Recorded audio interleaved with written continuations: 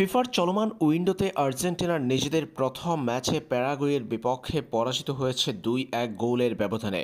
দ্বিতীয় ম্যাচ খেলতে আর্জেন্টিনা মাঠে নামছে আগামী ২০ নভেম্বর বাংলাদেশ সময়। আগামী ২০ নভেম্বর সকাল ৬টায় শুরু হবে আর্জেন্টিনার ম্যাচটি। নভেম্বরের উইন্ডোতে আর্জেন্টিনার দ্বিতীয় ম্যাচ পেরুর বিপক্ষে। এদিকে প্রথম ম্যাচে প্যারাগুয়ের কাছে পরাজিত হওয়ায় আরও একবার জয়ের ধারায় ফেরার জন্য লড়াই করতে হবে পেরুর বিপক্ষে। এমন ম্যাচের আগেই কিনা আর্জেন্টিনা শিবিরে একের পর এক আসছে দুঃসংবাদ আর অস্বস্তির খবর। শুরুতে আর্জেন্টিনা দল থেকে ছিটকে গেছেন নাহুয়েল মলিনা। নিকোলাস তাগলিয়াফিকোর খেলা হবে কিনা সেটা নিয়ে শঙ্কা তৈরি হয়েছে। এরপর ক্রিস্টিয়ান রোমেরো এরই মধ্যে ফিরে গেছে ইউরোপে। তারকা এই ডিফেন্ডার খেলতে পারছে না পেরুর বিপক্ষে। আর্জেন্টিনার স্কোয়াডে নতুন করে অন্তর্ভুক্ত করা হয়েছে জুলিয়ানো সিমিওনেকে।